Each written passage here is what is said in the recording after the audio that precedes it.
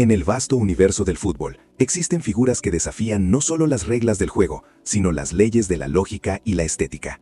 Imaginen por un momento las playas doradas de Acapulco en los años 80, el sonido de las olas rompiendo contra la costa y la vibrante cultura del surf que dominaba el espíritu de la juventud mexicana. De ese entorno de libertad, color y audacia, emergió un hombre que transformaría para siempre la imagen del guardameta moderno. No era el típico gigante europeo de manos gélidas y mirada severa, era un joven menudo, ágil como un felino, y vestido con una explosión de colores neón que parecía haber sido robada de un amanecer psicodélico. Estamos hablando de Jorge Campos, el inmortal, el Brody, el hombre que demostró que para ser un gigante bajo los tres palos no siempre hace falta medir 2 metros, sino tener un corazón lo suficientemente grande como para ocupar toda el área penal y a veces incluso el área rival. La historia de Jorge Campos es, en esencia, la historia de una rebelión contra la especialización.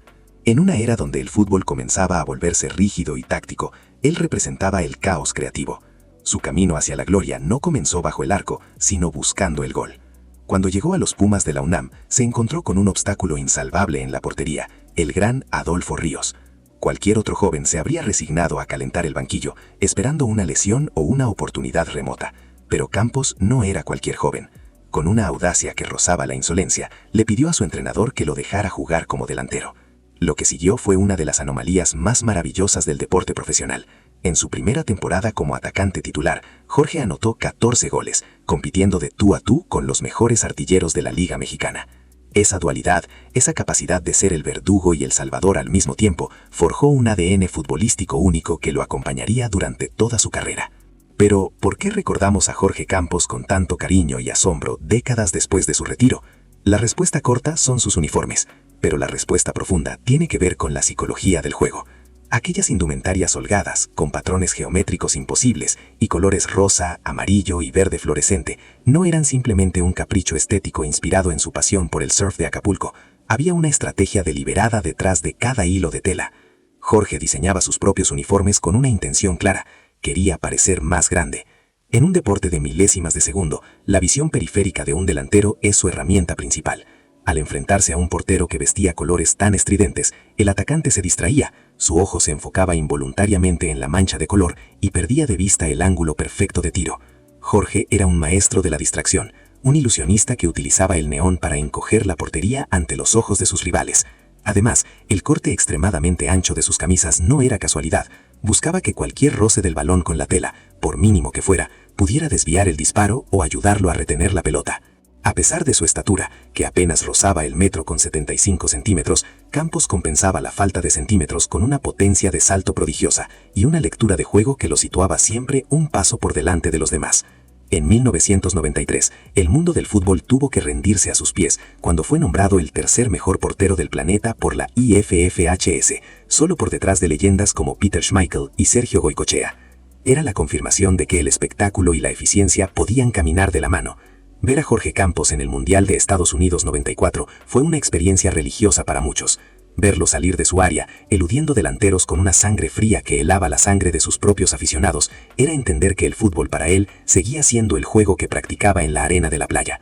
No jugaba bajo presión, jugaba bajo el sol. Su legado se resume en una cifra que parece un error estadístico para un portero: 46 goles oficiales. Jorge Campos no solo evitaba que la pelota entrara en su red, sino que a veces era el encargado de mandarla al fondo de la red contraria.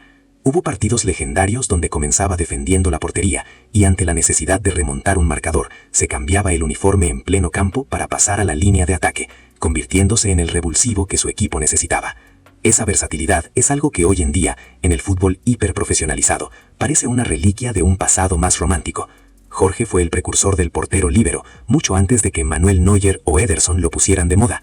Él fue quien sacó al portero de la cárcel de los 7 metros con 32 centímetros para darle libertad de correr, de pensar y de crear.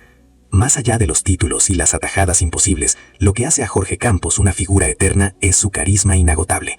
Siempre con una sonrisa, siempre dispuesto a la broma, representaba la alegría de vivir del pueblo mexicano. Sus uniformes, que hoy son piezas de museo y objetos de deseo para coleccionistas de todo el mundo, son el símbolo de una época donde el fútbol todavía permitía la excentricidad pura. Jorge no solo jugaba al fútbol, él decoraba el campo de juego. Cada vez que volaba para sacar un balón del ángulo, sus colores dejaban una estela en la retina de los espectadores, como un cometa cruzando el cielo de un estadio abarrotado. Hoy, cuando miramos hacia atrás, entendemos que Jorge Campos fue mucho más que un portero con ropa llamativa. Fue un innovador, un atleta que desafió los prejuicios sobre la estatura y un visionario que entendió el fútbol como una extensión de su propia personalidad vibrante.